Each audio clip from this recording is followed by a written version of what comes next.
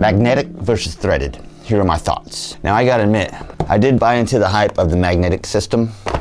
After having them for a year, I found out this is not the system for me. So it was kind of a waste of money, in my opinion. I mean, don't get me wrong, they're great filters. They look good.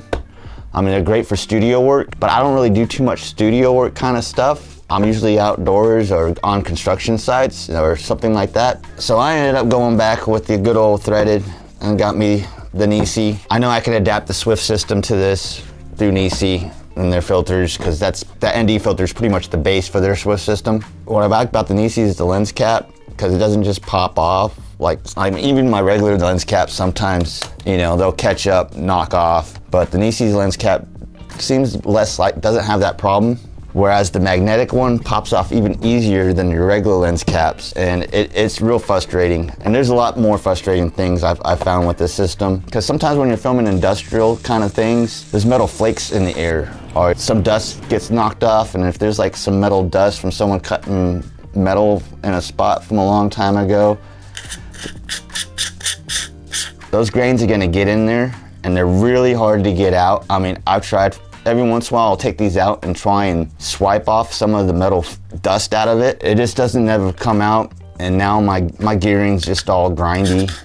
And I don't know. It's something to think about when getting magnets. So yeah, I mean, it's all right if you're gonna do in-studio work and be in a clean environment. But if you're not gonna be filming in a clean environment, I would highly recommend staying away from these. Now, I bought into the hype with the quick switch, but you think about it, like, I still gotta adapt this thing to my lens, right? So I gotta screw on that, screw on this. Now I gotta clean this little part all the way around, which is a pain in the ass. Then once I get this part clean, then you gotta pull out your variable, and then you gotta clean that, and then you're good to go. And you gotta double check to make sure it's lined up properly or whatnot. And sometimes when you're in a hurry to grab a shot, like you'll go to pull and you'll take the variable ND off with the cap, and it can be highly annoying and a pain in the ass sometimes. So that's another drawback. Like if you're trying to get a quick shot or something, it's gonna hold you back and you're gonna miss your shot. Now, considering all this, now going with the classic thread system, you still got to screw on the thing, and you still got to screw on, you're still doing the double screw part, but you're only cleaning the inside and outside of one set of glass because the inner layer is already locked in there. And like I said, the lens cap holds a lot better.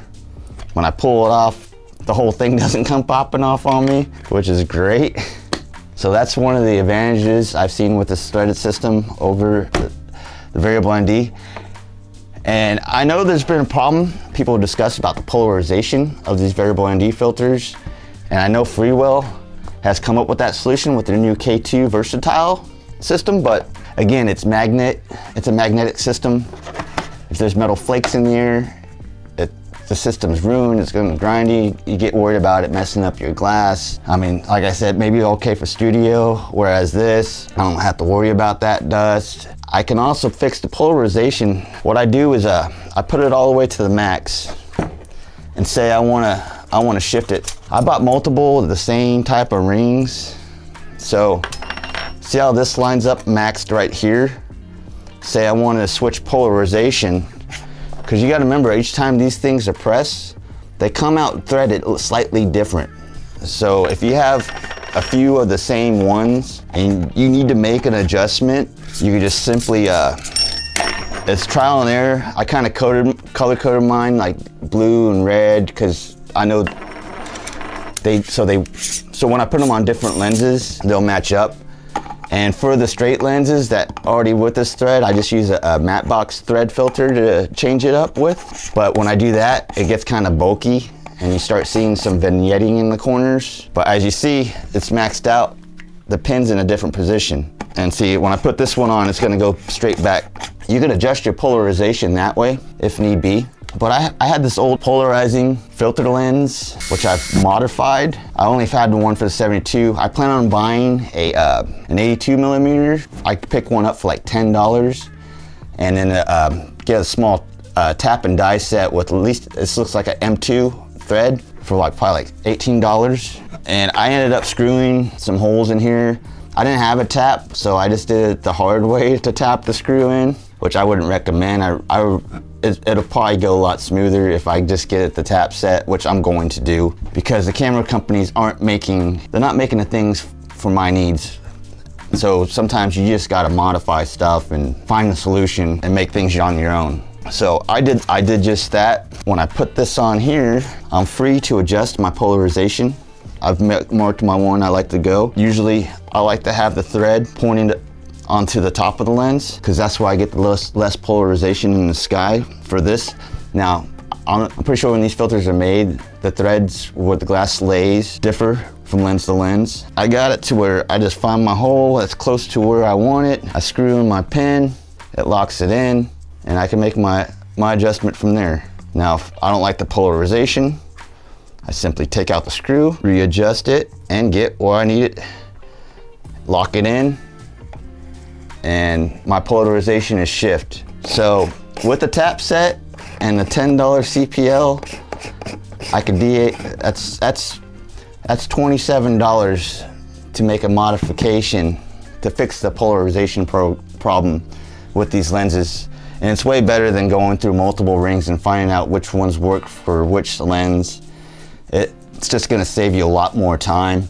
I wish the camera companies would make something affordable and cheap like this, so anyone could bust out any of their old variable ND filters and utilize it. Hoya, Tiffin, all you guys, NiSi, you might want to think about making something. I'm sure you can make something simple, like the K&F has that little thumb tab that you could push on. I'm sure you could put some kind of thread that doesn't pop out, so you don't have to worry about losing a little danky screw.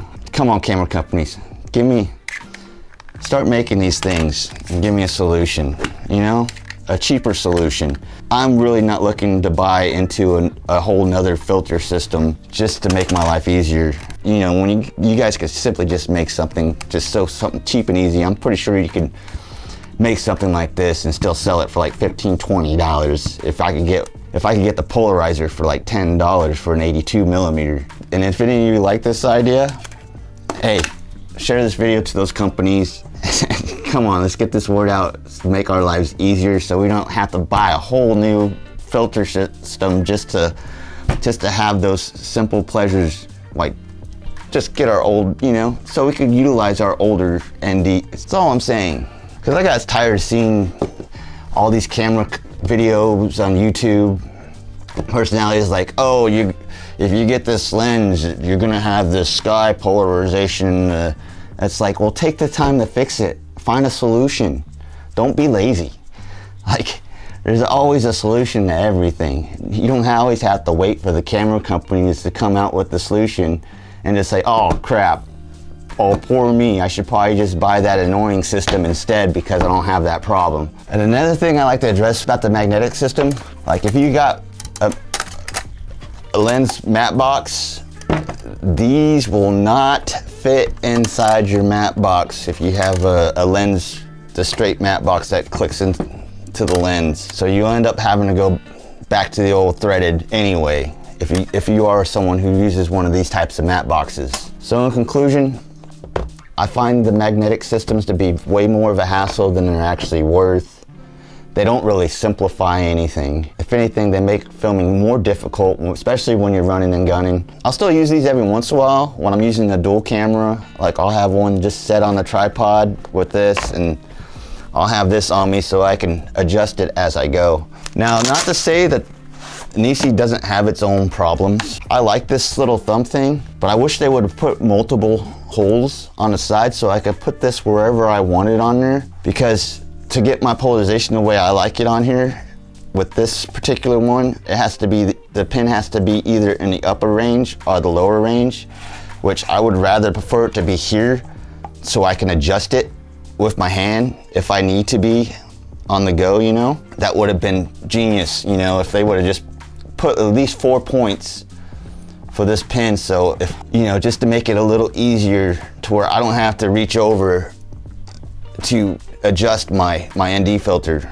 as I'm coming from like a dark to light situation. So just something, NiSi, please think about doing something like that too. But other than that, I prefer threads, because I know before I got this threaded thing and I was still using this, I ended up a lot of times just putting this away and just pulling out my very first cheap ND filter, which I got for like 70 bucks. But I wanted something without the X and color factor, so that's why I went ahead and went with the NiSi. Considering I've already bought into the Sony system and they already have IR filter on their sensor. But if your camera does not have IR filter on their sensor, you're gonna have to get one. All your blacks are gonna be washed out and kind of reddish. At least from what I've seen from those who are using the Komodos and the Red, because I know the Red sensors don't have IR filters on their sensors. But these are some things to think about when looking into ND filters, especially the variable type, because I'm not a photographer.